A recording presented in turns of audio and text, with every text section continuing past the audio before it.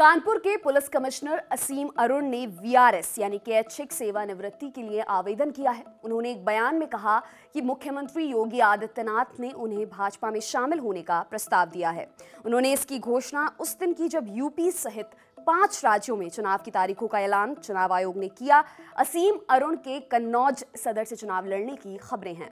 एक Facebook post से इस बात का ऐलान करते हुए उन्होंने लिखा, मैंने वीआरएस के लिए आवेदन किया है क्योंकि अब राष्ट्र और समाज की सेवा एक नए रूप में करना चाहता हूं। मैं बहुत गौरवान्वित अनुभव कर रहा हूं कि मुख्यमंत्री योगी आदित्यनाथ ने मुझे भाजपा की सदस्यता के योग्य समझा। मैं प्रयास करूंगा कि पुलिस बलों के संगठन के अनुभव और सिस्टम विकसित करने के कौशल से पार्टी को अपनी सेवाएं दूं और पार्टी में विविध अनुभव के व्यक्तियों को शामिल करने की प्रधानमंत्री नरेंद्र मोदी की पहल को सार्थक बनाऊं। उन्होंने आगे लिखा है, मैं प्रयास करूंगा कि महात्मा गांधी द्वारा दिए गए तिलिस्म की सबसे कमजोर और गरीब व्यक्ति के हितार्थ हमेशा कार्य करूं। आईपीएस की नौकरी और अब यह सम्मान सब बाबा साहेब अंबेडकर द्वारा अवसर की समानता के लिए रचित व्यवस्था के कारण ही संभव है। मैं उनके उच्च आदर्शों का अनुसरण करते हुए अनुसूचित जाति और जनजाति एवं सभी वर्गों के भाइयों और बहनों के सम्मान, सुरक्षा और उत्थान के लिए कार्य करूंगा। मैं समझता हूं कि यह सम्मान मुझे मेरे पिता स्वर्गीय श्री राम अरुण एवं माता स्वर्गीय शशि अरुण के पुण्य कर्मों के प्रताप के कारण ही मिल रहा है। उन्होंने लिखा, मुझे केवल एक ही कष्ट है कि अपनी अलमारी के सबसे सुंदर वस्त्र अपनी वर्दी को अब नहीं पहन सकूंगा। मैं अपने साथियों से विदा लेते हुए वचन देता हूं कि वर्दी के सम्मान के लिए हमेशा सबसे आगे मैं खड़ा रहूंगा। आपको मेरी ओर से एक जोरदार सैल्यूट। जय हिंद। कौन है असीम अरुण? यूपी के बदायूं जिले में पैदा हुए। उनके पिता भी आईपीएस थे। वो उत्तर प्रदेश के पुलिस महानिदेशक भी रहे। उनकी माता शशि अरुण जानी मानी लेखिका और समाज सेविका रहीं। असीम अरुण की शुरुआती पढ़ाई लखनऊ के सेंट फ्रांसिस स्कूल से हुई। इसके बाद दिल्ली के सेंट स्टीफेंस कॉलेज से उन्होंने बीएससी की।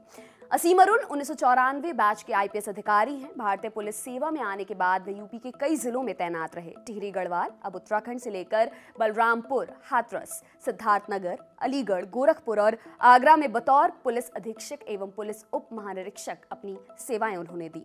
इसके बाद कुछ समय के लिए स्टडी लीव पर विदेश चले गए। वापस आने के बाद एटीएस लखनऊ में कार्यभार संभाला। वे वाराणसी जोन के आईजी रह चुके हैं। इसके बाद आईजी एटीएस बनाए गए। असीम अरुण तत्कालीन प्रधानमंत्री मनमोहन सिंह की सिक्योरिटी में भी शामिल रहे हैं। एसपीजी में क्लोज प्रोटेक्शन टीम यानी कि सीपीटी का नेतृत्व कर चुके हैं। उनके शानदार प्रदर्शन को देखते हुए ही उन्हें एनएसजी मानेसर सहित सीबीआई की साइबर अपराध विवेचना अकादमी गाजियाबाद में भी सेवाएं देने का मौका मिला। पुलिस की डायल 100 सेवा शुरू किए जाने में भी उनका अहम योगदान रहा है।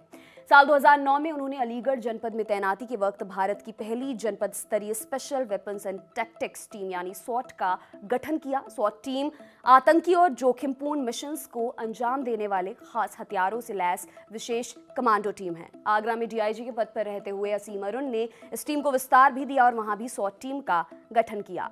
2002 में असीम अरुण को संयुक्त राष्ट्र संघ ने कोसोवो में 1 साल के लिए तैनात किया, जहां उन्होंने सराहनीय सेवाएं दी।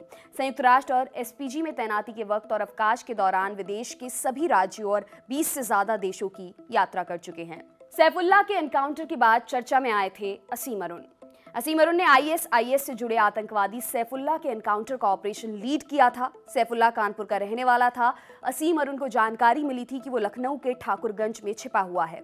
यह पूरा घटनाक्रम पिछले यूपी विधानसभा चुनाव के बिल्कुल आखिर में 8 मार्च 2017 में हुआ था।